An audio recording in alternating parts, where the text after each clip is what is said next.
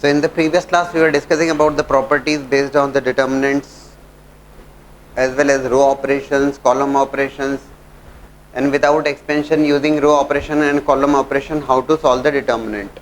So today again we are starting with the question based on the determinants. You have to solve this determinant. Definitely solve करना है, मतलब without expansion आपको solve करना है using row operation as well as column operation. Time आपको दिया, जब आप इसको ऑब्जर्वेशन आपका है और वो ऑब्जर्वेशन में बात क्लियर हो जाएगी. ऑब्जर्वेशन से बात, क्योंकि यहाँ पे डायरेक्टली कहीं वंस वगैरह तो है नहीं, लेकिन अगर आप यहाँ पे देखते हैं और वो ये देखते हैं दिस इज 3 है minus of a plus b minus of a plus c, column wise अगर आप ऐड करते हैं तो कॉलम वाइज ऐड करने पर 3a minus of a plus b minus of a plus c, it is becoming a plus b plus c. a minus b plus 3b plus c minus b is again becoming a plus b plus c. Row wise add करने पे बात नहीं बनेगी, क्योंकि you will be getting 5a minus b minus c है ना, and then 5b minus a minus c, कुछ बात बनती नहीं है. तो बट कॉलम वाइज अगर आप ऐड करते हैं तो कॉलम वाइज ऐड करने पर जरूर we are getting a plus b plus c. और ये बहुत बड़ी हिंट हो गई, क्योंकि हम उस केस में कॉलम 1 के सारे elements a plus b plus c बना लेंगे, और जहां सारे एलिमेंट्स अगर a plus b plus c बन गए कॉलम 1 के, will take a plus b plus c common and 1 1 1 would be there. तो C1 में हमने किया C1 plus C2 plus C3. Column number 1 के एलिमेंट्स में हमने कॉलम नंबर 2 कॉलम 3 के एलिमेंट्स को ऐड किया, ये ऑब्जर्व करते हुए कि yes we are getting a plus b plus c. Then सीधा सर बात है, क्यों कर रहे हैं तो उसका रीजन क्लियर है. A plus b plus c, a plus b plus c and a plus b plus c. As far as column number 2 and column number 3 are concern, those remains as it is.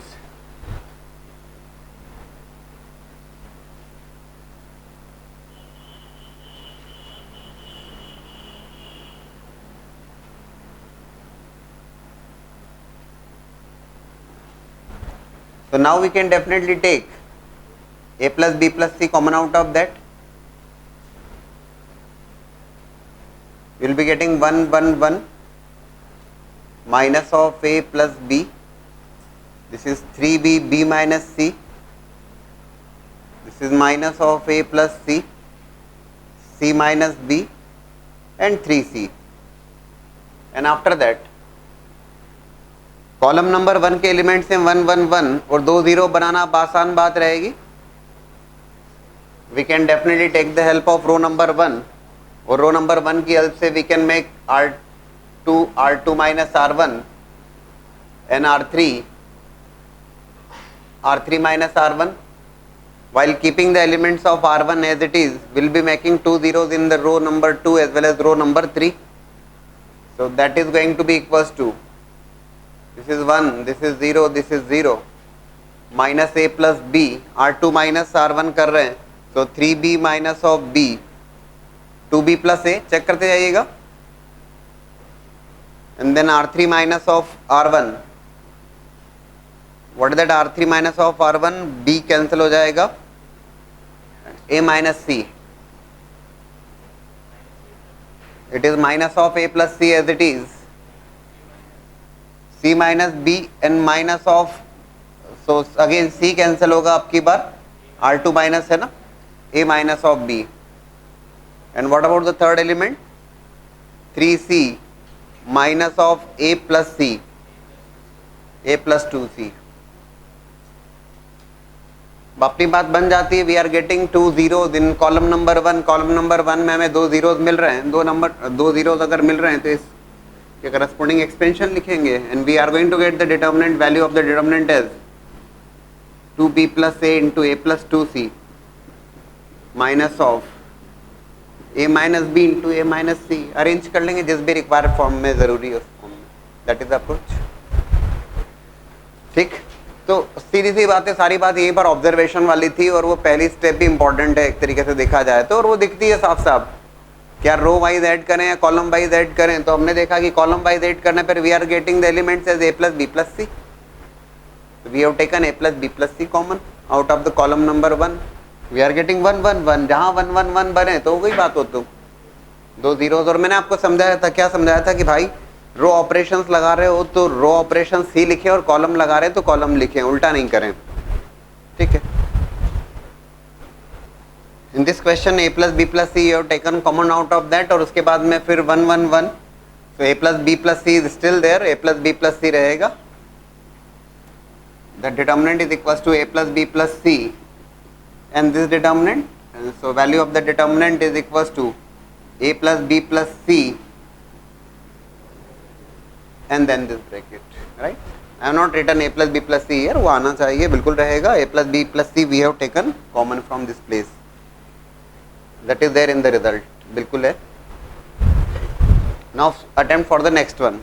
Now the second one, you have to prove that the determinant is equals to abc into 1 plus a, 1 plus 1 by a plus 1 by b plus 1 by c. Determinant को अगर आप observe करें, first row is 1 plus a 1 1, second row is 1 1 plus b 1, third row is 1 1 1 plus c. Once तो काफ़ी सारे दिखते हैं आपको यहाँ पर, और हम जानते हैं कि अगर कोई एक पर्टिकुलर रो या एक पर्टिकुलर कॉलम में 3 1s are there then we can make 2 zeros there, लेकिन यहाँ थोड़ा सा एलिमेंट्स डिफरेंट है. एज फार एज जो ऑप्शंस आपको दिए हुए हैं या जो रिजल्ट आपको दिया हुआ है a b c into 1 plus 1 by a plus 1 by b plus 1 by c, ये भी बड़े काम की बात है. हमने क्या किया, इसको सॉल्व करने के लिए रो नंबर 1 से हमने 1 ए कॉमन ले लिया. रो नंबर 1 से कहें या कॉलम से कहें, बट फिलहाल मैं रो से बात कर लेता हूँ. रो नंबर 1 से मैंने ए कॉमन लिया, रो नंबर 2 से मैंने बी कॉमन लिया, और रो नंबर 3 से मैंने सी कॉमन लिया. ए बी सी कॉमन लिए, row number 1, row number 2, row number 3 से कहीं ना कहीं ऑप्शंस को भी ऑब्जर्व करते हुए, उससे क्या हुआ, you will be getting 1 plus 1 by a. Row wise फिलहाल मैं लिख रहा हूँ, this is 1 by a and this is 1 by a, this is 1 by b,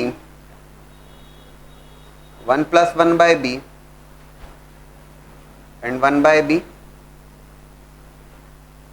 1 by c, is 1 by c and 1 plus 1 by c. ठीक, रो number 1 से a common लिया, रो number 2 से b common लिया, रो नंबर 3 से c कॉमन लिया. क्यों का reason ये है कि ऑप्शंस को कहीं ना कहीं ऑब्जर्व करते हुए. अभी क्या करने का है, तो अभी दिखता है अपने को साफ साफ ये समेशन हमें साफ साफ दिखता है कि it is same 1 plus 1 by a plus 1 by b plus 1 by c. So we can definitely write the row operation here. Row wise या कॉलम वाइज, कैसे ऐड करने वाले हैं आप, row wise. R1 plus R2 plus R3, that will be equals to ABC. और row wise मैंने add किया R1 plus R2 plus R3. क्या एलिमेंट्स आ जाएंगे दोस्तों, 1 plus 1 by a plus 1 by b plus 1 by c. Row number 1 के सारे elements same हो जाएंगे and I have taken common that. ले ले वहीं पे उसी स्टेप पे कॉमन लेने चलेगा. तो it is 1 plus 1 by a plus 1 by b plus 1 by c. And it is 1 1 1 because I have taken 1 plus 1 by a plus 1 by b plus 1 by c common out of the row number 1. 1 by b, 1 plus 1 by b, 1 by b. This is 1 by c, this is 1 by c, 1 plus 1 by c. अभी दिक्कत नहीं है सच. रो number 1 के elements हैं 1 1 1 and we are going to make 2 zeros here. और 2 0 बनाना है, जरूर बात कर लेते हैं. कॉलम वाइज, रो वाइज, ये अपने समझ में आना चाहिए कि रो वाइज लिखना है या कॉलम वाइज लिखना है और करेक्टली लिखना है. तो we have applied here C2 C2 minus C1 and C3 minus C1. So it is going to be equals to ABC 1 plus 1 by a plus 1 by b plus 1 by c. It is 1 0 0. ठीक है ना. C2 minus C1 किया और C3 minus C1 किया. It is 1 by B 1 by C as it is. it is 1, 0, C2 minus C1 is there, it is 0 and it is 1. So result is simply 1 plus 1 by A plus 1 by B plus 1 by C into ABC. And if you take the LCM, you will be getting this. कुछ खास बात नहीं, simple सा सवाल है, but simple है. But हमने यहाँ पे छोटी सी बात जो इंटरेस्टिंग है वो ये कि we have taken from the row number 1 A common, row number 2 B common, row number 3 C common, और फिर रो वाइज ऐड करके हमने देखा कि 1 plus 1 by A plus 1 by B plus 1 by C. So many a times you are taking the help from the options also. यार जो result दिया है उस रिजल्ट के थ्रू हमें समझ में आता है कि इस ढंग से प्रोसीड किया जाए. Now you have to prove that this determinant which is given to you is equals to 1 plus A square plus B square and whole cube of that. 1 plus A square plus B square and whole cube of that. और अगर determinant को observe करो तो 1 plus a square plus b square directly कहीं आपको दिखता नहीं है ऐसा 1 plus a square plus b square. हाँ ये बात ज़रूर है कि हम ऑप्शन से हिंट ले रहे हैं. यहाँ पर 1 plus a square plus b square whole cube हमें प्रूव करना है और बहुत डायरेक्ट सा नहीं है मामला. So 1 plus a square minus b square, ठीक है, these are the elements of column number 1 और observe the elements of column number 3. ठीक, तो ये कॉलम नंबर 1 के एलिमेंट्स, ये कॉलम नंबर 3 के elements. This is minus 2b, this is 2a, this is 1 minus a square minus b square. Elements को observe करते हुए मैंने क्या किया है, यहाँ पर कॉलम वाइज ऑपरेशन परफॉर्म कर रहा हूँ और C1 में C1 minus of and C1 minus of BC3. What does it mean?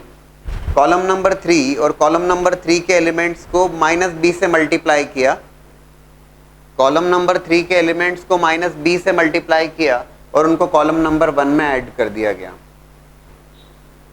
ठीक, उससे क्या होगा देखिएगा, कॉलम नंबर 1 के एलिमेंट्स में जो चेंजेस होंगे, माइनस बी से मल्टीप्लाई किया. If you observe here this is minus of 2ab, this is going to become 0. Minus b से आपने मल्टीप्लाई किया तो it will become 2b square और इसको इधर ऐड करोगे you will be getting 1 plus a square plus b square and you are looking for 1 plus a square plus b square, and that's why you have thought in this direction that you are going to perform the operation as c1 minus bc3. और यहाँ पर मैंने b से minus b से multiply किया और इधर पे ऐड किया है, so what it will become minus b plus a square plus b cube, right. और ये 2b में ऐड किया, चलिए लिख देते हैं 2b. अच्छा, what it will become 2b and then it is minus of b, it will become b plus a square b plus b cube. Fine, ठीक है, will be taking b common. और एक और बड़ी अच्छी बात हो रही है, देखो अगर मैं यहाँ से b कॉमन ले रहा हूँ तो again it is becoming 1 plus a square plus b square. बढ़िया. तो c1 माइनस BC3 ये अपने को हेल्प कर रहा है ना. कॉलम नंबर 3 के एलिमेंट्स को B से मल्टीप्लाई किया और फिर माइनस B से मल्टीप्लाई किया और ऐड कर दिया गया कॉलम नंबर 1 में. फाइन. अभी फिर से अगर मैं ऑब्जर्व करूं, अब की बार कॉलम नंबर 2 में C2 and C2 minus of, what do you feel? In fact C2 plus करेंगे, प्लस A टाइम्स C3. आपकी बार कॉलम नंबर 3 के एलिमेंट्स को A से मल्टीप्लाई किया और बोले सर कैसे से सोच रहे हो, सोच क्या रहे हैं? ये जैसे जैसे आपकी प्रैक्टिस बढ़ती जाएगी आप वैसा सोचते जाओगे, ये कहाँ से लाए और वो कहाँ से लाए, वो सारी चीज़ें दिमाग में आती जाएंगी, आना भी चाहिए. तो AC3 A से मल्टीप्लाई किया, it will become minus of 2ab, ये 2ab 0, it is 2a square, it has been added here, so it will become 1 plus a square plus b square. A has been added here, so it is minus 2a plus a, minus of a, minus of a cube and minus of a into b square. So again if I take minus a common, I will be getting 1 plus a square plus b square. ये बड़ी important बात हो गई यहाँ पर. बोले तो eight ए time determinant में दोनों परफॉर्म कर सकते हैं, जरूर कर सकते हैं. आपको अलग अलग दो बताने की आवश्यकता नहीं है, क्योंकि आपने कॉलम नंबर 3 के एलिमेंट्स को अनटच्ड रखा है, अनअफेक्टेड रखा है, और कॉलम नंबर 3 के एलिमेंट्स की हेल्प से आपने कॉलम नंबर 1 और कॉलम नंबर 2 के एलिमेंट्स में चेंज किया. तो एट ए टाइम आप दोनों बताइए, उसमें कोई दिक्कत नहीं. दो बार अलग अलग लिखने की आवश्यकता नहीं है. And as far as the elements of column number 3, those are as it is minus 2b, this is 2a, this is 1 minus a square minus b square, right? ठीक. हाँ, कैसे सोचा बस उतनी सी बात है यहाँ पे. अभी आप ध्यान से अगर देखें तो b कॉमन लेने पर क्या होगा? If I take b common from row number 3 column number 3, sorry row number 3 column number 1, b common लेने पर ये 1 plus a square plus b square बन रहा है. सो कॉलम नंबर 1 से मैं क्या कॉमन ले सकता हूं? 1 plus a square plus b square दिख रहा है क्या? डायरेक्ट लिख दूं चलेगा. 1 plus a square plus b square I have taken from column number 1 common. Similarly column number 2 को भी देखो. If I take minus a here, minus a common लेता हूं अगर, तो माइनस ए कॉमन लेने पर 1 plus a square plus b square. तो फिर कॉलम नंबर 2 को ऑब्जर्व करो, ये 0 है, ये 1 plus a square plus b square है, और माइनस ए कॉमन लिया तो 1 plus a square plus b square है. तो it is 1 plus a square plus b square हमने कॉमन लिया. This is 1, this is 0, this is b, right? This is 0, this is 1 minus of, ये बन गया 1 plus a square plus b square whole square of that, minus 2b 2a and minus a square minus b square. बोल sir 2 0 बनाना है, बना. अब बताओ, ये तो हो गया 1 प्लस, इतना काफी हद तक तो हमने काफी सॉल्व कर लिया, अच्छी बात है. What next? अब क्या किया जाए सर? 2 0 कोई एक पर्टिकुलर रो या एक पर्टिकुलर कॉलम में बना दीजिए. कुछ क्वेश्चंस ऐसे होंगे जहां पे नहीं बन पाएगा, तो उस केस में आप फिर एक्सपेंशन लिख देंगे, जितना आप मैक्सिमम सॉल्व कर सकते थे, जितना maximum row operation column operation लगा सकते थे उतना लगा दिया, और उसके बाद में फिर आपने एक्सपेंशन लिख दिया. But yes we can try here. 2 0 बनाना चाहते हैं, बताओ एनीबडी एनी आइडिया? कुछ तो सजेस्ट कर सकते हैं, ऐसी बात नहीं है.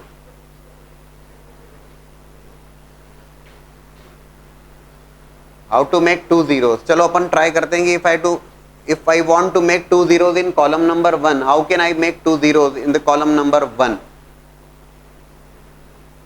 कोई बहुत बड़ी बात नहीं है सच. देखो बोले सर ये 1 है, 0 ये b है, 2 0 बनाना चाह रहा हूं मैं, तो ये b को 0 बनाना है. 0 कैसे बना पाऊंगा मैं? प्रोवाइडेड अगर मैं इसे b से मल्टीप्लाई करके और सबट्रैक्ट कर दूंगा. That means what I am planning here, R3 और R3 में, यार ये कौन सोचेगा, अपने को ही सोचना है. Minus of BR1, row number 1 के एलिमेंट्स को b से मल्टीप्लाई किया and then we have subtracted it. It is becoming 1 plus a square plus b square whole square, and then it is row number 1 as it is 1 0 minus 2b. This is row number 2 is also as it is 0 1 2a, और अभी आपने b से multiply करके subtract किया है. So if you multiply row number 1 by b, so b minus of b that will be 0,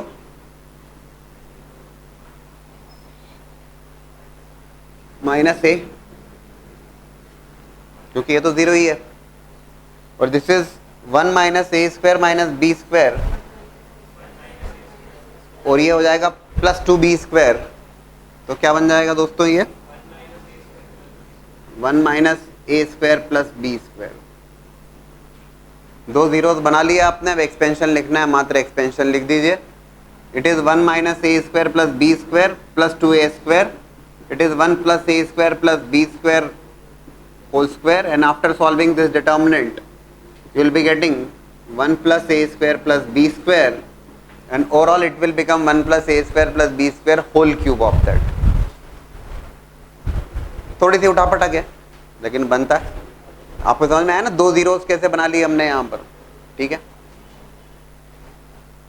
कर सकते हैं, क्यों नहीं कर सकते हैं, बिल्कुल कर सकते हैं. रो नंबर 1 को b से मल्टीप्लाई किया और सब्ट्रैक्ट कर दिया. कहाँ से सोचा? तो क्वेश्चन देख के सोचा, उसमें याद करने की आवश्यकता नहीं, कर भी नहीं पाएंगे आप. We'll be discussing more questions based on the row operation, column operation, but before of that we'll discuss about the multiplication of the two determinants. Earlier we have discussed about the multiplication of two matrices, and when we discussed about the multiplication of the two matrices, the requirement for multiplication of AB, and that was number of rows present, number of columns present in A must be equals to number of rows present in B. But जहाँ तक determinants की बात की जाती है, और matrix multiplication is always done in row to column manner. That is always, that's a fixed one. Row to column manner में ही डिफाइंड है, और क्यों, that we have discussed.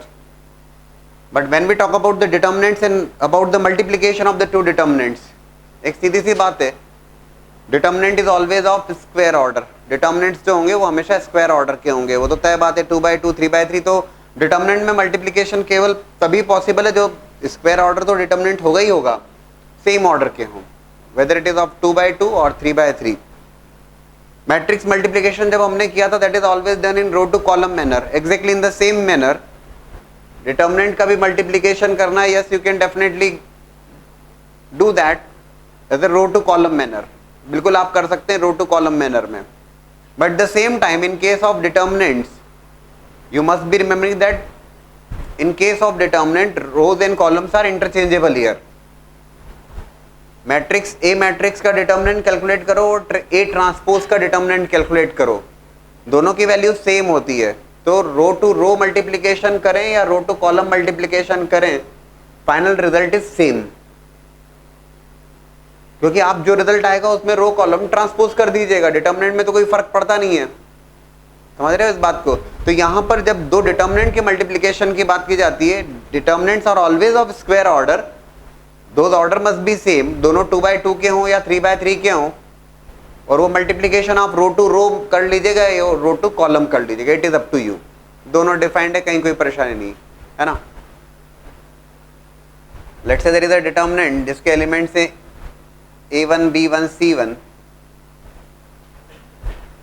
A2 B2 C2, A3 B3 C3. That determinant has been multiplied to alpha 1 beta 1 gamma 1, alpha 2 beta 2 gamma 2, and alpha 3 beta 3 gamma 3. Already we have discussed about the matrix multiplication, row to column multiplication. The exactly same manner you can proceed here also. Row to column multiplication जैसा आपने सीखा है, you have taken row number 1 and then resultant क्या होगा, तो resultant जो determinant आएगा, उस रिजल्टेंट डिटर्मिनेंट में row number 1 and column number 1, that will be the first element of resultant determinant का फर्स्ट एलिमेंट आएगा रो नंबर 1 कॉलम नंबर 1 का. But at the same time in case of determinants परेशानी नहीं है, रो to row multiplication कर लीजिएगा या रो to column multiplication, लेकिन एट ए टाइम एक ही कीजिएगा. आधे में रो टू रो और आधे में रो टू कॉलम तो भी गड़बड़ हो जाएगा, वैसा मत करिएगा. ठीक है, तो जैसे मैं यहाँ पे रो टू कॉलम तो ऑलरेडी आप जानते हैं, रो टू रो मल्टीप्लिकेशन अगर लिख के बताऊं मैं आपको, तो you are going to take elements of row number 1, first you are going to multiply with second determinant और उसका रो नंबर 1 से. A1 alpha 1 plus B1 beta 1 plus C1 gamma 1, that will become the first element of resultant determinant which is coming after the multiplication of two determinants. Then row number 1 and column row number 2 of the second determinant. Row to row multiplication लिख रहा हूँ, and again I am advising you, you can do the multiplication whether it is row to row or row to column, कोई परेशानी नहीं है. ठीक, so जो second element आएगा वो क्या आएगा, A1 alpha 2 plus B1 beta 2 plus C1 gamma 2, and then row number 1 and has been multiplied to row number 3 of the second determinant. So it is A1 alpha 3 plus B1 beta 3 plus C1 gamma 3. ठीक, that will be the first row of the resultant determinant. Likewise I hope you can definitely write ये रो number 1 का रो number 1, row number 1 का रो number 2 और row number 1 का रो number 3 के साथ multiplications थे. अभी क्या करेंगे आप? Now we are going to take row number 2, row number 2 का रो नंबर 1 के साथ, रो नंबर 2 का रो नंबर 2 के साथ और रो नंबर 2 का रो नंबर 3 के साथ. मैट्रिक्स मल्टीप्लिकेशन तो ऑलरेडी आप कंफर्टेबल हैं, तो ये तो बड़ा आसान है. यहाँ पर आप whether you go for row to column multiplication और you can go for row to row multiplication. कर लेंगे ना? You can write the second row of the resultant determinant, क्योंकि मैं यहाँ पर रो टू रो प्रोसीड कर रहा हूँ. मैट्रिक्स मल्टीप्लिकेशन में हमने काफी बात किया हुआ है.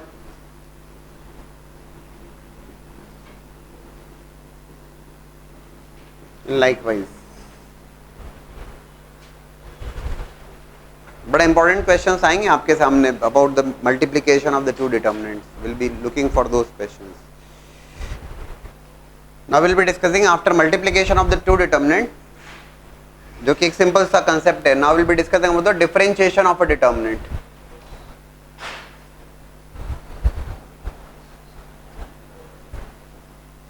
Of a determinant.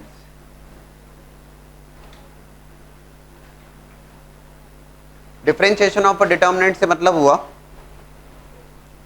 कि डिटर्मिनेंट आपको गिवन है and let's say that determinant is a function of x. बोले sir determinant is a function of x का मतलब क्या हुआ? There are some elements which are present in the determinants which are function of x. हो सकता है कि सारे एलिमेंट्स फंक्शन ऑफ एक्स हैं, या there may be some elements which are function of x and some of the elements are constant. ये दोनों बातें हैं. सारे के सारे एलिमेंट्स फंक्शन ऑफ एक्स हैं या फिर कुछ कांस्टेंट भी हो सकते हैं. तो लेट्स से उसको मैंने डेल एक्स करके रिप्रेजेंट किया. अभी मैं a1 b1 c1 a2 b2 c2 अगर मैं लिखूंगा तो यहाँ पे क्लियर होना चाहिए कि a1 b1 c1 these are some functions of x, है ना?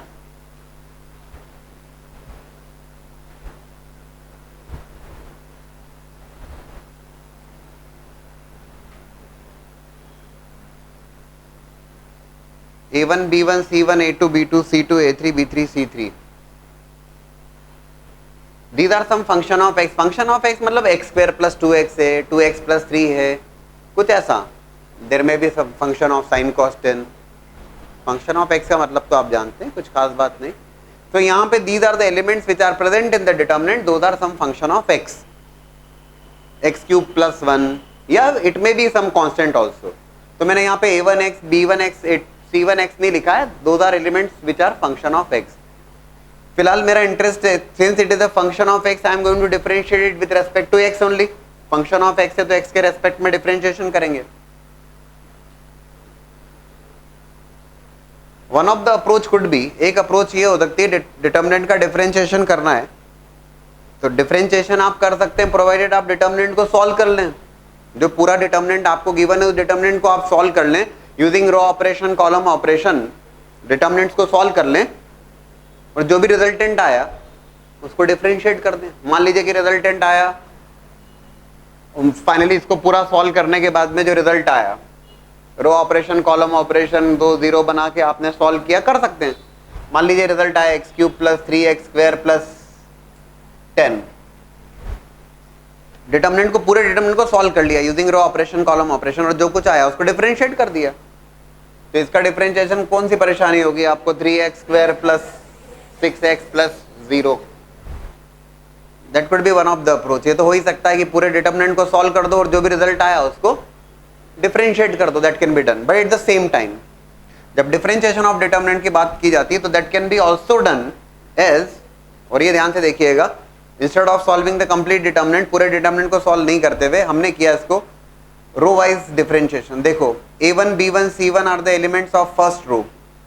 सो a1 dash b1 dash c1 dash elements number row, elements of row number 1 उनका डिफरेंशिएशन किया गया keeping other two rows as it is. ये ध्यान से देखिएगा. keeping other two rows as it is, A2, B2, C2, A3, B3, C3. This is what? Differentiation of row number 1 while keeping row number 2 and row number 3 as it is, plus differentiation of row number 2, A2 dash, let's say it's some function of x, तो उसका differentiation हो गया, बस constant है, constant का zero हो जाएगा, कहाँ दिक्कत है? A2 dash, B2 dash, C2 dash. Differentiation of row number 2 while keeping first row A1, B1, C1 and third row A3, B3, C3 as it is, plus A1, B1, C1, A2, B2, C2, A3 dash, B3 dash and C3 dash. This determinant. Differentiation of row number 3 while keeping first and second as it is. समझ गए क्या? That's how you can go for the differentiation of the determinant. ये dash जो लिखा हुआ है, these are the derivatives. ठीक है ना? These are nothing but the derivatives. A1 dash, B1 dash, C1 dash. Those are the first derivatives clearly. So row number 1 derivative of row number 1. एक approach क्या हुई कि पूरे determinant को आपने solve कर लिया using row operation, column operation.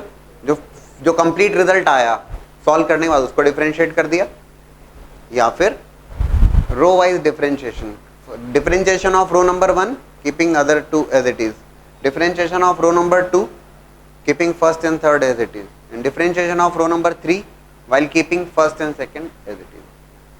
But determinants की बात कर रहे हैं, rows and columns are interchangeable. तो जो मैंने बोला उसको वैसे भी लिखा जा सकता है, कैसे? Differentiation of column number 1 keeping second third column as it is, differentiation of column number 2 keeping first third as it is, and differentiation of column number 3 while keeping first second as it is. क्योंकि determinants की बात है, rows and columns are interchangeable, right? Now the question is Px, Qx and Rx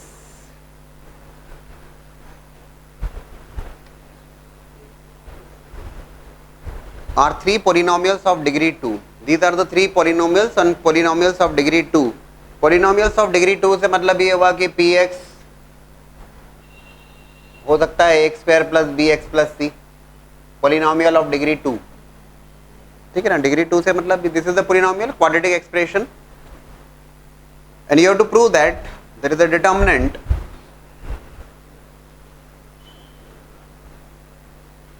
which is Px, Qx, Rx, P dash x, Q dash x, R dash x, P double dash x, Q double dash x, R double dash x. This determinant is independent of x. ये determinant independent of x होगा, मतलब ये जो del x दिखता है हमें, क्योंकि p x q x r x these are function of x quadratic expression से. P dash q dash r dash is nothing but the first derivative of that, and p double dash q double dash r double dash is nothing but the second derivative of that. एक approach ये हो सकती है, और आपको prove करना है कि जो डिटर्मिनेंट है ये इंडिपेंडेंट ऑफ एक्स है, या फिर ये कहिए कि डिटर्मिनेंट की वैल्यू जो है वो कांस्टेंट वैल्यू है. इंडिपेंडेंट ऑफ एक्स का क्या मतलब हुआ? कांस्टेंट है. एक अप्रोच ये हो सकती है कि you can take three polynomials, जैसे मैंने यहाँ पे लिया p x is x square plus b x plus c, ठीक वैसे ही second polynomial q x consider करो, ठीक वैसे ही तीसरा पोलिनोमियल कंसिडर करो. Take the derivative, what is going to be the p dash x here? P dash x क्या होगा यहाँ पे? 2ax plus b, and p double dash x क्या होगा? तो that will be equal to 2a. तो ये p of x, likewise q of x दूसरा पोलिनोमियल लेंगे, उसका डेरिवेटिव फिर सेकंड डेरिवेटिव, लाइकवाइज rx लेंगे, तीसरा पोलिनोमियल लेंगे जो सेकंड डिग्री का होगा, फिर r डैश x और r डबल डैश x. काफी लंबा हो जाएगा कार्यक्रम, ये तो तय बात है कि काफी लंबा हो जाएगा उस केस में. If I take three polynomials, three quadratic polynomials, instead of that मुझे इंडिपेंडेंट ऑफ x प्रूव करना था, and these are some function of x, px qx rx, है ना? ये सारी बातें आपके सामने भी है. हमने क्या किया, we have gone for the differentiation of the determinant, हमने इस डिटर्मिनेंट को डिफरेंशिएट कर दिया। डिटर्मिनेंट के डिफरेंशिएशन की बात as I have discuss with you, row wise differentiation कर सकते हैं as well as column wise differentiation कर सकते हैं। हिंट तो क्वेश्चन में ही है, p dash q dash r dash are nothing but the first derivatives of p x q x r x, and p double dash q double dash are nothing but the second derivatives of p q r. P dash x देख लीजिएगा ध्यान से, derivative of row number 1 p x q x r x का derivative, तो p dash q dash r dash, second और third को as it is रखते हुए,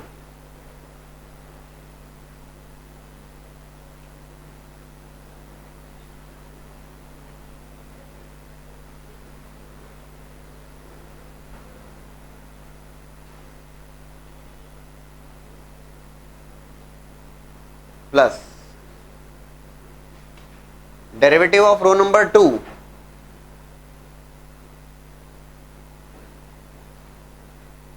और अब समझ में आने लगा होगा क्या कर रहे हैं हम।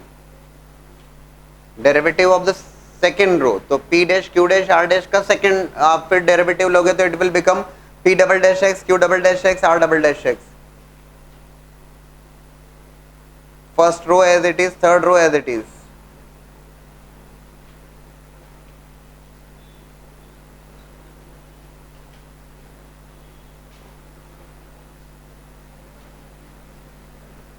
And likewise first and second row as it is and derivative of row number 3।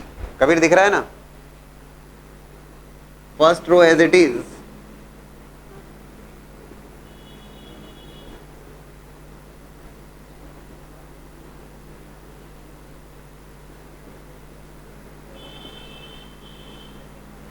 derivative of row number 3 p triple dash x q triple dash x and R triple dash x. ये समझाने के लिए मैंने पूरा लिख दिया, आपको कुछ भी नहीं लिखना रहेगा, आप तो ऑब्जर्वेशन से बना लोगे। केवल आपके एक्सप्लेनेशन के पॉइंट ऑफ व्यू से मैंने इतना डिटेल लिख दिया उसको, आप तो ऑब्जर्व करोगे और रिजल्ट लिखोगे। देखिएगा कैसे। In the first determinant what you are getting row number 1 as well as row number 2 identical. Row number 1 और रो नंबर 2 आइडेंटिकल है, value of that determinant becomes 0। In second determinant, row number 2 and row number 3 are becoming identical here. That value is directly 0. बोले sir रो determinant number 3 को तो solve करना पड़ेगा आपको, इसमें कुछ भी आइडेंटिकल नहीं है sir. But if you observe here p triple dash x q triple dash x r triple dash x, ये तो क्वाड्रेटिक पोलिनोमियल है, तो p ट्रिपल डैश एक्स की अगर बात की जाएगी that is nothing but the 0। So what you are getting row number 3 0 0 0 और रो नंबर 3 अगर 0 0 हो गई, एक कंप्लीट रो अगर 0 हो गई, that value of the determinant becomes 0। What we are getting the derivative of that determinant is equal to 0, right. हमें क्या मिल रहा है, derivative d by d x of that determinant is equal to 0। और किसी भी फंक्शन का derivative अगर 0 आ रहा है, that means that function is clearly a constant function। constant का ही डेरिवेटिव 0 होता है।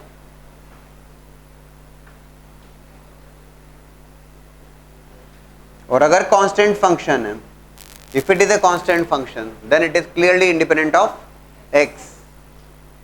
constant function है मतलब सीधी सीधी बात है कि वो independent of x होगा।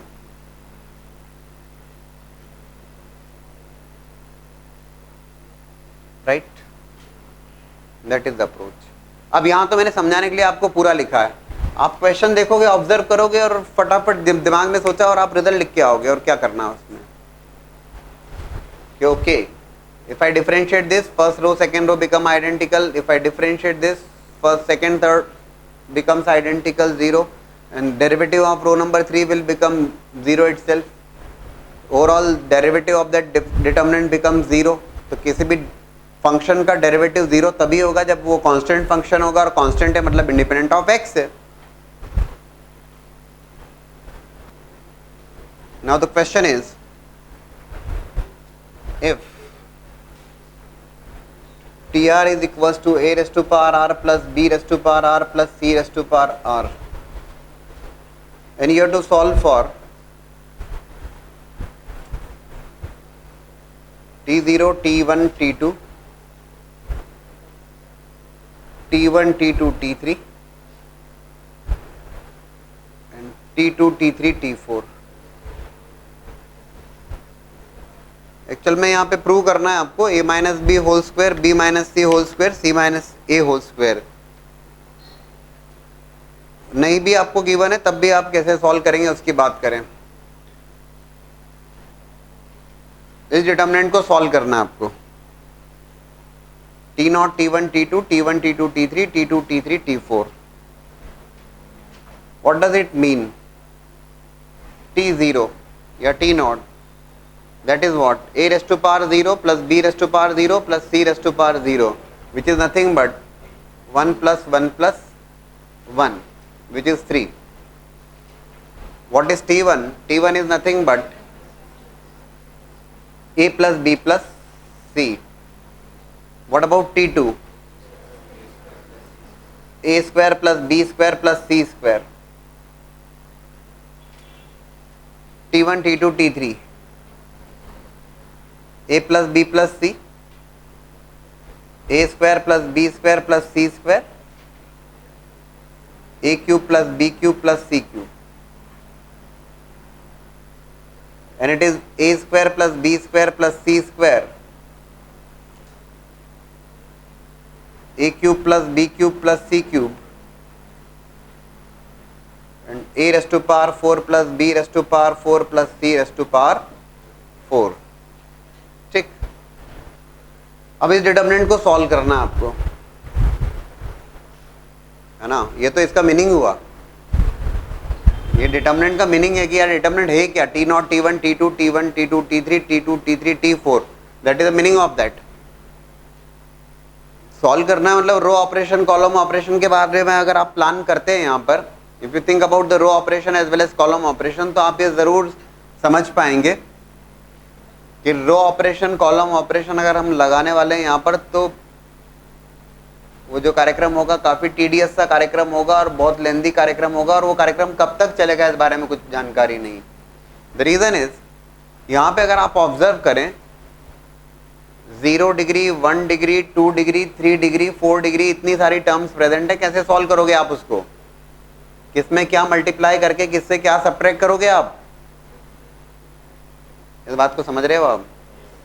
It is going to be a difficult task कि इसको रो ऑपरेशन कॉलम ऑपरेशन आप अप्लाई करें और फिर सॉल्व करें. क्या होगा इसमें? इसमें तो 0 डिग्री से लेकर 4 डिग्री 5 डिग्री तक की टर्म प्रेजेंट है. 0 डिग्री से 4 degree, 0 degree, 1 degree, 2 degree, 3 degree, 4 degree. How we are going to solve that?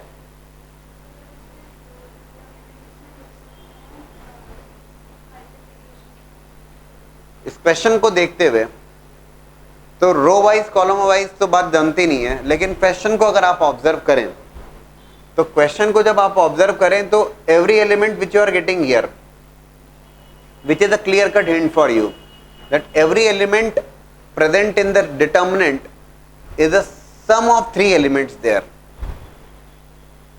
इस determinant में there are 9 elements, and each and every 9 elements, whatever 9 elements are present here, those are the summation of the 3 elements there, and summation of the 3 elements are there. In fact इस question में एक बहुत बड़ी hint तो ये थी कि prove करना a minus b whole square, b minus c whole square, c minus a whole square. But even if that hint is not given, या प्रूव क्या करना वो नहीं भी given है, even then you will have to plan for ये जो summation of the 3 elements है, ये आपको एक hint देगा और वो ये hint देगा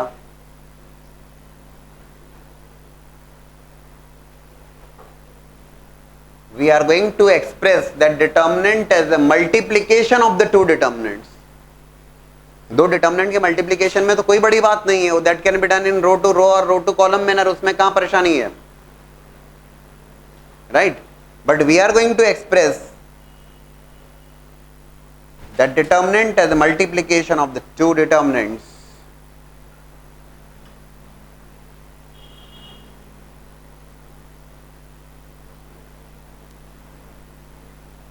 देखा बोले बोले सर कैसे लिख दिया आपने, देखो ध्यान से, that is through hit and trial only.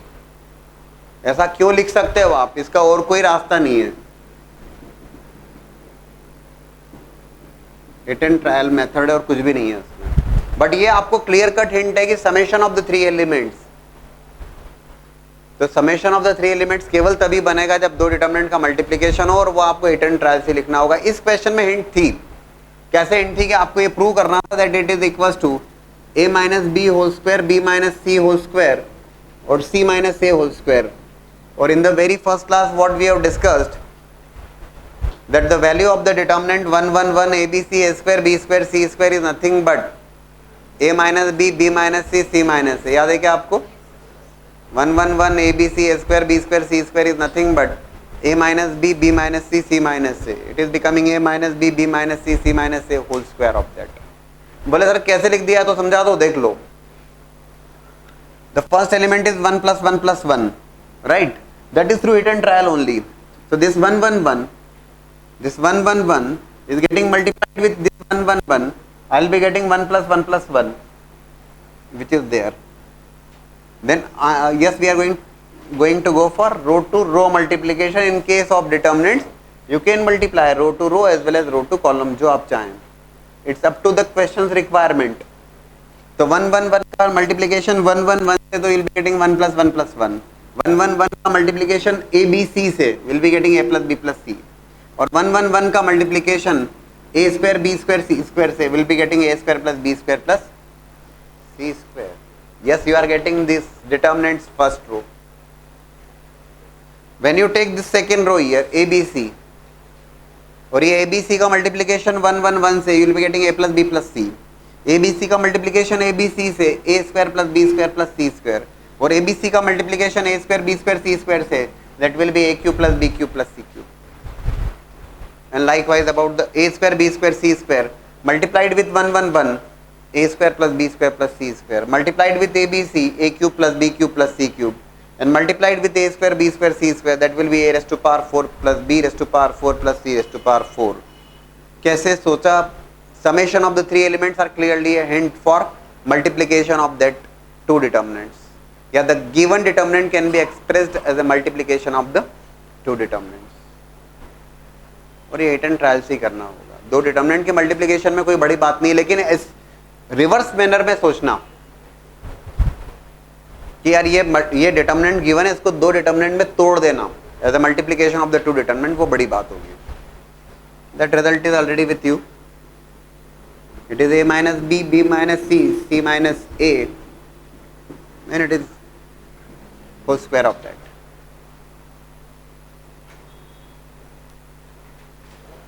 now the question is, if alpha and beta be the roots of the equation ax square plus bx plus c equals to 0, alpha and beta are the roots of the equation ax square plus bx plus c equals to 0। it is also given that Sn is given as alpha raised to power n plus beta raised to power n, और आपसे कहा गया you have to evaluate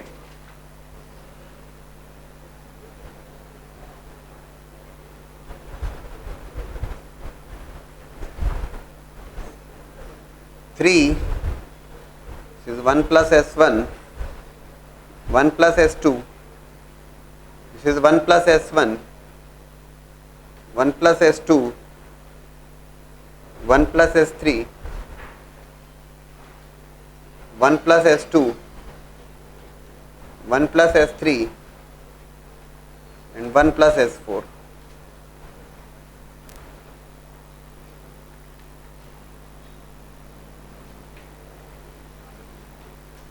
alpha and beta are the roots of that equation. तो alpha and beta अगर roots हैं तो इसका मतलब है that sum of roots can be written as minus of b by a as well as product of roots can be written as c by a. तो कोई खास बात नहीं हुई, ठीक।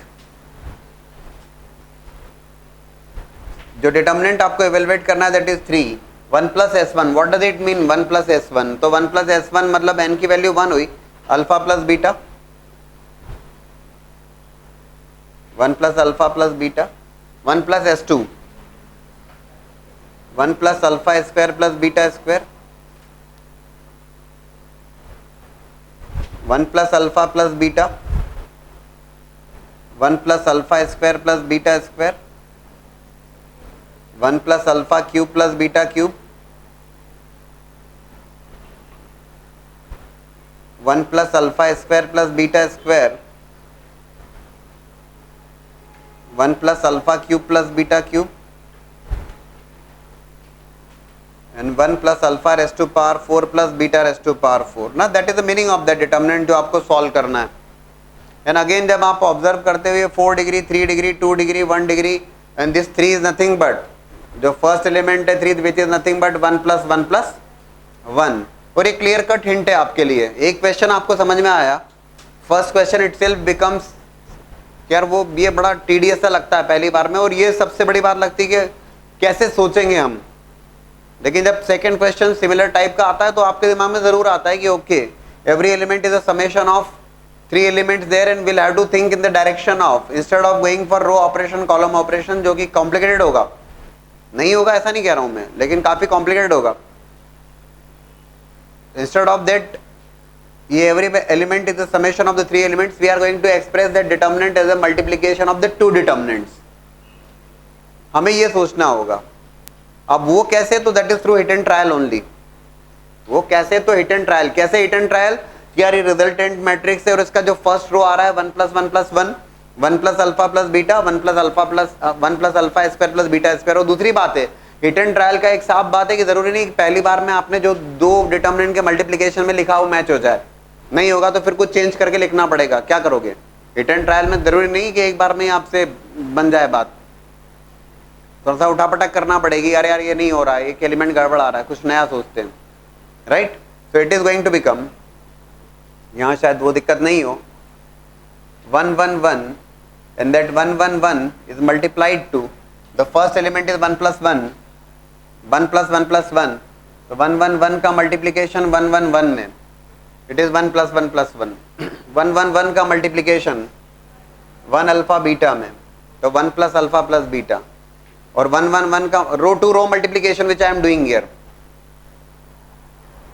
राइट, और 1 1 1 का multiplication 1 alpha square beta square में, तो I will be getting this third element of the row number 1. समझ में आ रहा है क्या? Then 1 plus alpha plus beta, this is 1 alpha beta multiplied to 1 1 1, 1 alpha square beta square, ये आ गया 1 अल्फा स्क्वायर बीटा स्क्वायर, और 1 alpha cube beta cube. You are getting that.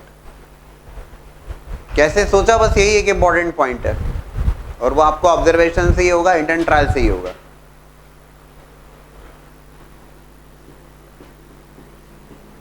और एक और बात जो आपको समझ में आती है कि जो शुरुआत में आपसे कहे गए फैक्ट्स थे कि यार ये फैक्ट्स तैयार करके रखिएगा, तो बहुत हेल्प करते हैं, बार बार हेल्प करते हैं. 1 1 1 a b c a square b square c square, तो 1 1 1 a b c a square b square c square is a minus b minus c minus a. ये 1 1 1 1 alpha beta 1 alpha square beta square. तो what is the value of that? हम जानते हैं, कर सकते हैं, लेकिन हम जानते हैं ए माइनस बी, है ना, a minus b minus c, और c minus a. 1 minus alpha alpha minus beta beta minus 1 and whole square of that. Fine. So 1 minus alpha और बीटा माइनस 1 को अगर मैं मल्टीप्लाई करता हूं, इन दोनों को अगर मल्टीप्लाई किया, so it will become beta minus 1 minus of alpha beta plus alpha and alpha minus beta and whole square of that. ठीक, एक छोटी सी बात बताओ, अब क्या बचा है इस क्वेश्चन में? Alpha plus beta is already known to you, minus by alpha plus beta which is minus of b by a, minus 1 as it is, minus of alpha beta which is c by a, whole square of that. Alpha minus beta whole square, sum of root और product of roots available है, तो ज्यादा नहीं सोचना होगा आपको, मत सोचिएगा प्लीज, बहुत छोटी सी बात है. Alpha plus beta whole square minus 4 alpha beta. Alpha plus beta is available with you as well as alpha beta is available with you. क्यों नहीं आएगा रिजल्ट? वो सब बातें ठीक है, उसमें कहीं कोई दिक्कत नहीं, but the only point is to express the given determinant as a multiplication of the two determinant is definitely the most important step. ठीक है. Now the question is, it is given in the problem that if ax raised to power 4 plus bx cube plus cx square plus dx plus e is equals to a 3 by 3 determinant which is clearly a function of x, and you have to find out the value of e here. e की value find out करना है. In fact क्यों हम e की बात करें, we can find out e d c b a सब कुछ फाइंड आउट किया जा सकता है, उसमें दिक्कत नहीं है. एक अप्रोच ये हो सकती है, फिलहाल इसमें कहा गया you have to find out the value of e, है ना. a is the coefficient of x raise to power 4, b is the coefficient of x cube, c is the coefficient of x square, d is the coefficient of x, and e is the constant term there, and that is equals to, in the right hand side there is a determinant of order 3 by 3 which is clearly a function of x, जिसके elements function of x है. फिलहाल ये आपको e find out करना है.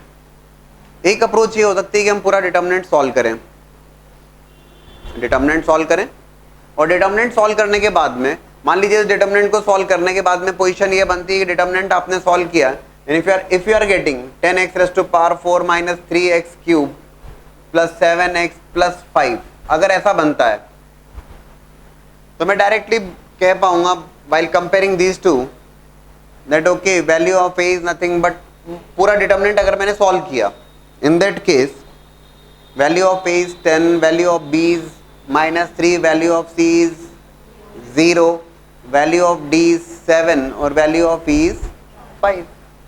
लेकिन इसके लिए मुझे पूरा डिटर्मिनेंट सॉल्व करना पड़ेगा, है ना.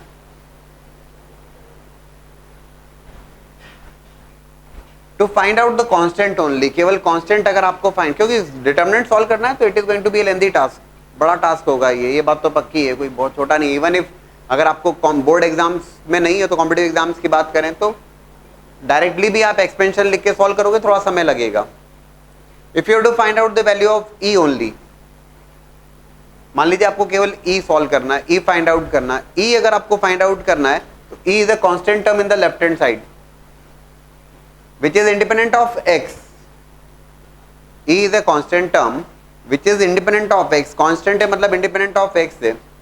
राइट हैंड साइड में एक डिटर्मिनेंट है जिसके एलिमेंट्स फंक्शन ऑफ x है. टू फाइंड आउट e हमने क्या किया, और it's a given that this LHS is equal to RHS, ये तो गिवन है प्रॉब्लम में. हमने क्या किया, बड़ा सीधा सा कार्यक्रम किया. E we have to find out which is independent of x. We have kept x equals to 0 here. हमने x की वैल्यू को 0 रख दिया. कहां पर, तो LHS as well as RHS both sides. तो LHS में 0 रखा हमने. We are getting all these terms 0 0 0 0. हमने यही सोच के 0 रखा था यहाँ पर. E is a constant term which is independent of x. और it's identity क्योंकि LHS is equals to RHS दिया हुआ है. तो e is equals to x की value 0, -1 3 1 0 -4 -3 4 0. Simply we are getting a determinant, simple determinant in fact. E की value find out करना है. बट द सेम टाइम इस डिटर्मिनेंट को भी अगर आप ऑब्जर्व करो, in the matrices we have discuss symmetric matrix as well as skew symmetric matrix, और जरूर याद होगा आपको, in case of skew symmetric matrix this diagonal elements are 0 there, and at the same time aij is equal to minus of aji. Diagonal elements 0 हैं, clear cut से hint आपको कहीं ना कहीं मिली.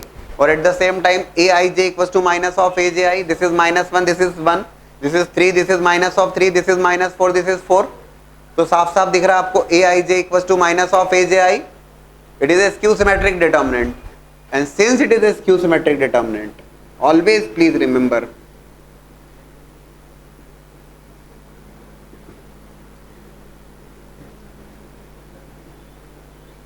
ये स्क्यू सिमेट्रिक डिटर्मिनेंट है, ज्यादा मत सोचिए. Value of the determinant is always equal to 0. By observation आपने सॉल्व करके रख दिया है, इसमें कहीं कोई डिटर्मिनेंट के हाथ भी नहीं लगाया आपने. आपने देखा okay e equals to 0 there, because you are getting a skew symmetric determinant there. Skew symmetric determinant आ रहा है और स्क्यू सिमेट्रिक डिटर्मिनेंट आ रहा है तो उसकी वैल्यू जो होगी वो 0 होगी। ठीक है, अब सुनिए बात को, ये तो ई की बात तो डायरेक्ट हो गई। मान लीजिए आपको डी फाइंड आउट करना होता, अभी ई तो ऑलरेडी आ गया आपके पास, ई इज कमिंग एज 0, ई की वैल्यू तो 0 हो गई आपके पास। अगर मान लीजिए आपको डी फाइंड आउट करना होता, एक अप्रोच ये है कि हम पूरा डिटर्मिनेंट सॉल्व करें और पूरा डिटर्मिनेंट सॉल्व करने के बाद फिर कोएफिशिएंट्स को चेक करें, जैसा मैंने करके बताया था आपको। But one approach also could be there, जहां पे आप क्या कर सकते हैं, क्या कर सकते हैं, हम क्या करते हैं, फर्स्ट वी डिफरेंशिएट, पहले हम डिफरेंशिएट कर देते हैं बोथ साइड्स, और डिफरेंशिएट करने के बाद फिर x की वैल्यू 0 रख देते हैं। तो जब आप डिफरेंशिएट करोगे तो dx का derivative that will be d and then will keep 0 there. और डिटर्मिनेंट में जब डिफरेंशिएशन की बात आएगी, और चूंकि फास्ट पेस पे आपको करना है तो आप डायरेक्टली मतलब लिखेंगे e की वैल्यू तो 0 हो गई आपकी ऑलरेडी, है ना, and then differentiation with respect to x, differentiation with respect to x both sides,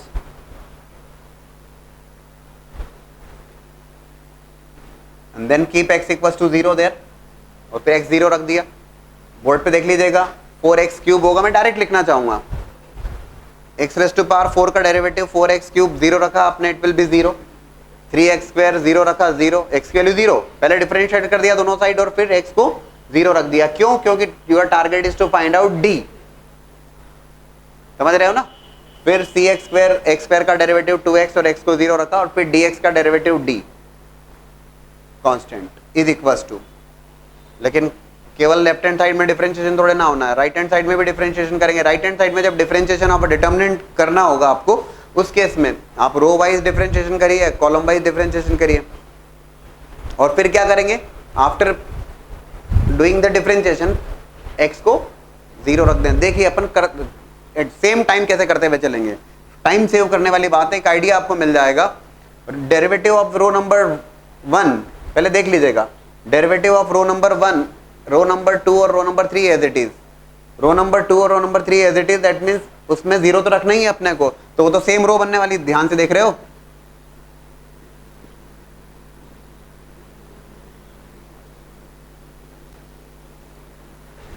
first row third row as it is, ये टाइम सेव करेगा आपके लिए।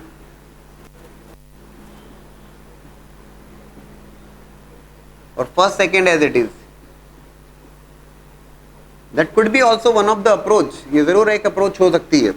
अब फर्स्ट रो का डेरिवेटिव और उसमें 0 डायरेक्ट कर रहे हैं, एक्स स्क्वायर प्लस 3x का डेरिवेटिव 2x प्लस 3, और 2x प्लस 3 में x को 0, 3, x माइनस 1 का डेरिवेटिव, सॉरी x माइनस 1 का डेरिवेटिव ऑफ x इज 1, और फिर x 0, ठीक, x प्लस 3 का derivative of x is 1, bit differentiation करेंगे और फिर x को 0 रखेंगे। बोले सर जहां x नहीं है तो जैसा है वैसा रहेगा। अभी यहां सेकेंड रो का डेरिवेटिव x प्लस 1 का डेरिवेटिव 1, माइनस 2x का डेरिवेटिव माइनस 2, x माइनस 4 का डेरिवेटिव 1, यहां पर थर्ड रो का डेरिवेटिव x माइनस 3, 1, 1, 3। ये जरूर है आपको कि ये डिटर्मिनेंट, जो छोटे छोटे डिटर्मिनेंट है, इनको सॉल्व करना पड़ेगा। You will have to solve that determinant, इन डिटर्मिनेंट्स को आपको सॉल्व करना पड़ेगा, and you will be getting the value of d। वो डायरेक्टली एक्सपेंशन से कर दें आप, करना पड़ेगा, उतना जरूर करना पड़ेगा, but it could be one of the approach. Instead of solving the complete determinant और फिर कोएफिशिएंट्स इक्वेट करें, उसकी जगह आपने क्या किया, पहले डिफरेंट ई तो डायरेक्ट निकाल लिया x 0 रखते हुए, और d फाइंड आउट करने के लिए डिफरेंशिएट किया और फिर x 0 रख दिया। तो कई सारे केसेस होंगे जहां पे डिटर्मिनेंट ज्यादा आसानी से सॉल्व हो जाएंगे, ये बिल्कुल पॉसिबल है। आ रहा है समझ में?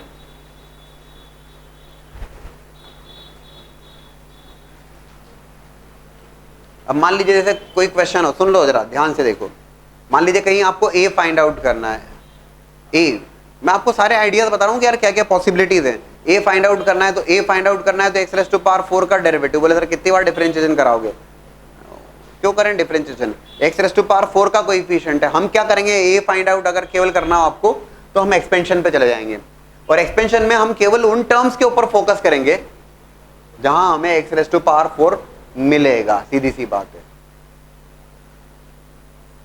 केवल हम उन टर्म्स को चेक कर लेंगे कि यार क्या होने वाला, कब कब मिलेगा एक्स रेस टू पावर 4, उसका कोएफिशिएंट क्या। हाँ, ये अपना ऑब्जर्वेशन है उसके ऊपर। जैसे मान लीजिए, सुनो, x square plus 3x, row number 1 के लिए एक्सपेंशन लिख रहा हूं मैं। अब अगर मुझे ए फाइंड आउट करना है तो मैं अगर पूरा डिटरमिनेंट सॉल्व करने बैठूंगा टाइम लगेगा मुझे काफी ज्यादा। मैं अपना फोकस केवल एक्स रेस टू पावर 4 के ऊपर रखता हूं। डिफरेंशिएशन से तो बात बनने वाली नहीं है।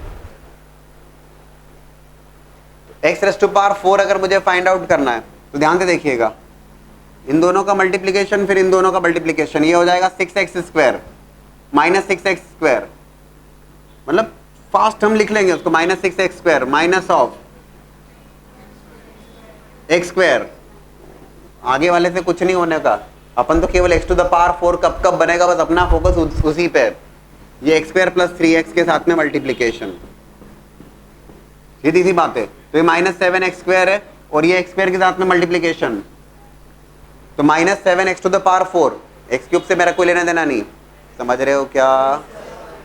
फिर नेक्स्ट टर्म में देखूंगा कि यार ये if I take this element x minus 1, बड़ी अच्छी बात हो रही है यहाँ तो, ये एक्स स्क्वायर, ये भी एक्स स्क्वायर, यहाँ स्कोप ही नहीं x टू द पावर 4 का।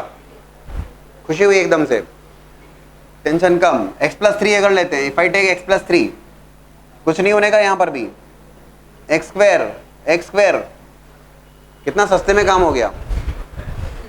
डायरेक्टली यू आर गेटिंग यार माइनस 7x स्क्वायर, और ये एक्स स्क्वायर का मल्टीप्लीकेशन होगा minus 7x to the power 4, value of a minus 7। अब पूरा डिटरमिनेंट कौन सॉल्व कर रहा है? अपना focus x to the power 4 के ऊपर, उसने पे काम किया हमने। आया समझ में? e फाइंड आउट करना है तो डिफरेंशिएट नहीं, e फाइंड आउट करना है तो डायरेक्टली 0 रख दिया पूरे में, d फाइंड आउट करना है तो डिफरेंशिएट किया फिर 0 रख दिया, a फाइंड आउट करना है तो सॉल्व करके देख लिया हमने, और अपने काम की टर्म्स को बस। That is approach.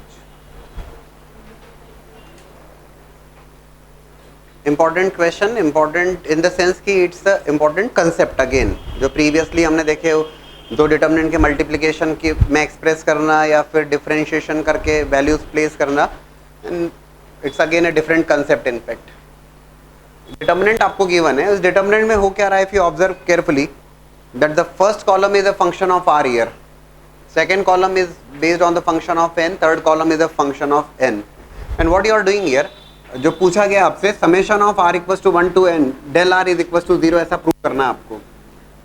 इसका मतलब क्या हुआ? What does it mean? इसका मतलब हुआ value of r is varying here, r equals to 1, r equals to 2, r equals to 3, n, r equals to n, del 1 plus del 2, है ना? इसका समेशन आपको रिक्वायरमेंट है। r की वैल्यू वेरी कर रही है ना, n नहीं, r is varying from 1 to n। तो ध्यान से देखिएगा,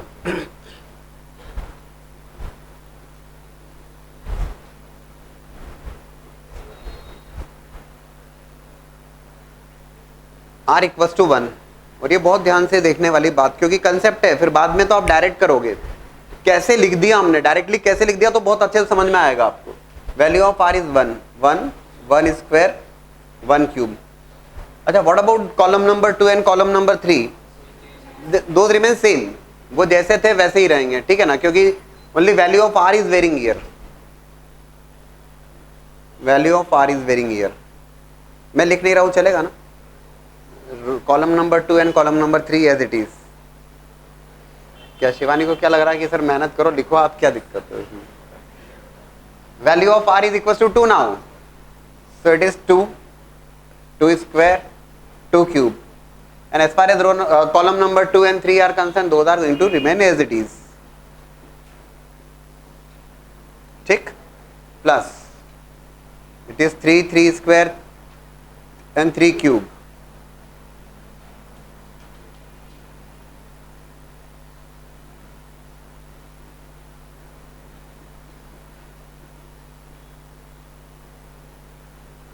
for r equals to N,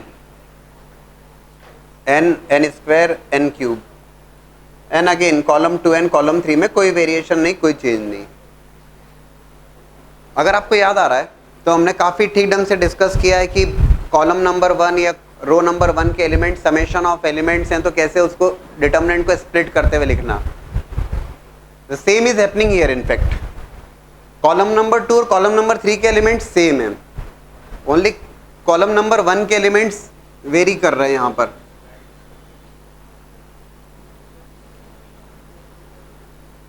how you are going to write, देख लीजिएगा।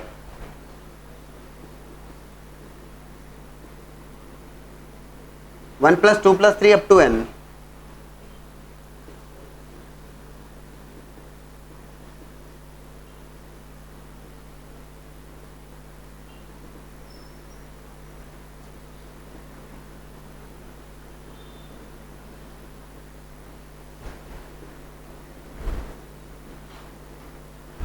that's how you are going to add those elements. As far as column number 2 and 3 are concerned, those remain same. आप समझ गए होंगे बात को कि कैसे हम एक्सप्रेस कर देते हैं ना। मान लीजिए अगर यहाँ पे 3 एलिमेंट्स का सम होता है ये, तो वो 3 डिटर्मिनेंट में स्प्लिट हो जाता। हमने बहुत ठीक ढंग से समझा है, सीखा, और उसी के थ्रू हमने रो ऑपरेशन कॉलम ऑपरेशन को एक्सप्लेन भी किया था। So column 2 as it is,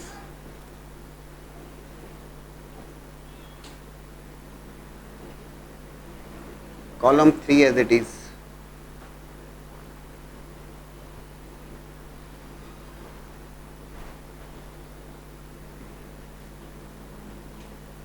ठीक। That can be further written है, इसको इसी स्टेप पे लिख रहा हूं मैं। 1 plus 2 plus 3 up to n, sum of first and natural number that is nothing but n plus 1 by 2. The second one is sum of squares of first and natural number which is n plus 1 to n plus 1 by 6. And the third one is sum of cubes of first and natural number which is n plus 1 by 2 and whole square of that. Simple से results होते हैं जो कि आप परिचित होते हैं class 11 से, और वो हमेशा के लिए तैयार होना चाहिए। n plus 1 by 2, n plus 1 to n plus 1 by 6, and it is n plus 1 by 2 whole square of that. n plus 1 to n minus 1, 3n plus 2. It is 1 to n plus 1 by 3, and it is n plus 1 by 2.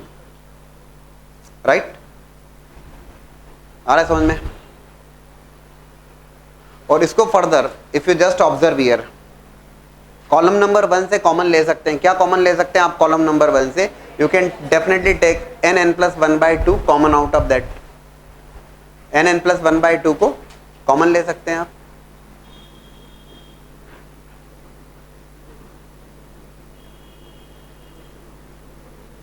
और n plus 1 by 2 को common लेने के बाद में जो position बनेगी ध्यान से देखिएगा। ये जो एलिमेंट होगा वो 1, n plus 1 by 2 कॉमन लिया तो 2n plus 1 by 3, और n plus 1 by 2 को कॉमन लिया तो it will be n plus 1 by 2। First column itself बस मैंने लिखा है, सेकंड और थर्ड तो as it is.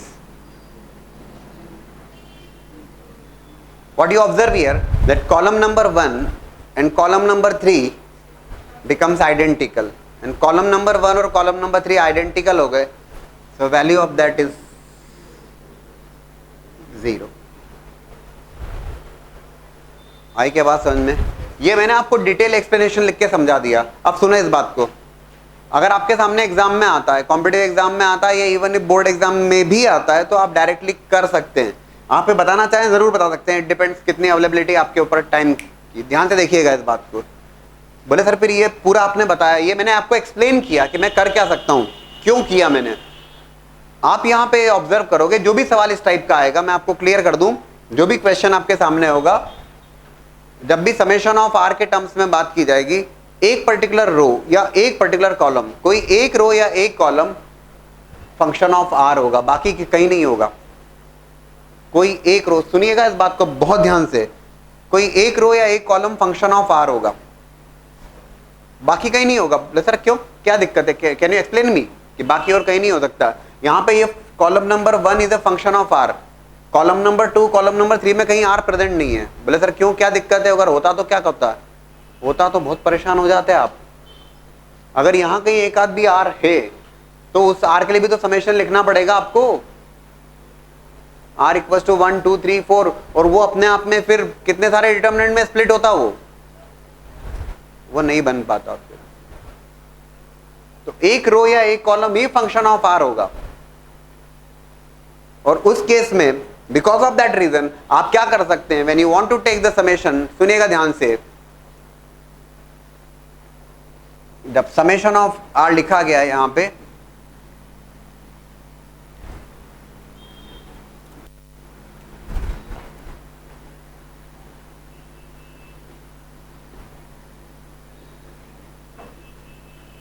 you are directly going to take the sigma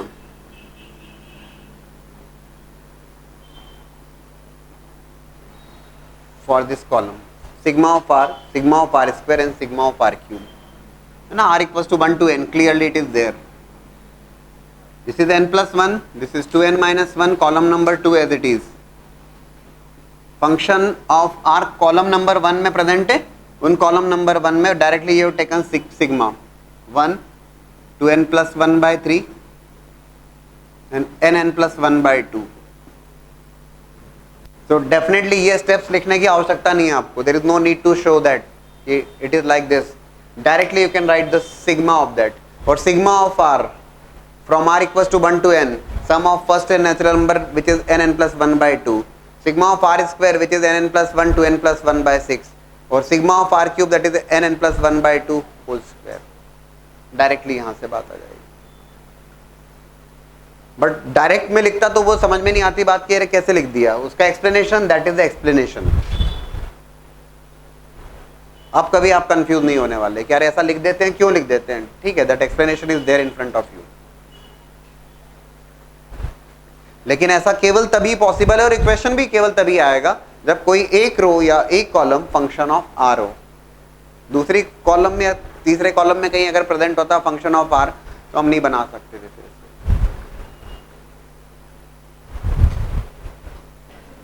now the question is,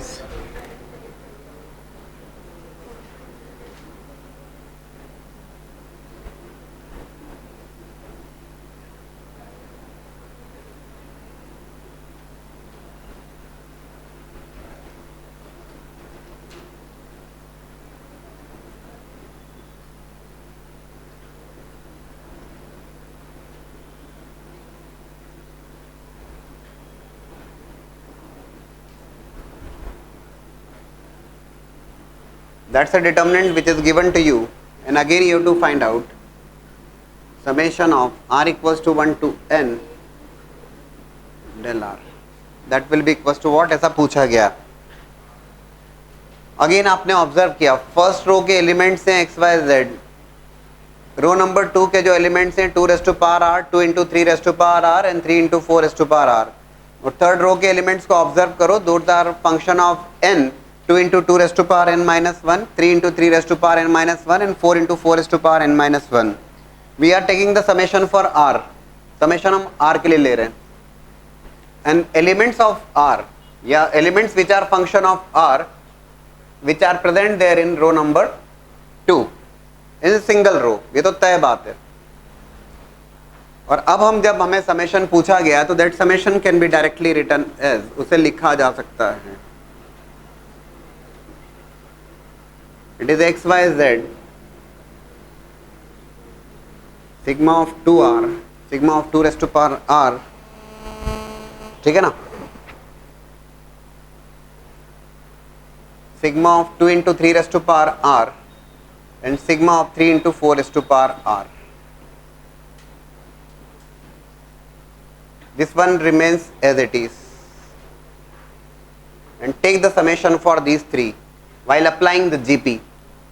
करिए, and again you will be getting two rows identical and you will be getting 0. कर लीजिए जरा solve.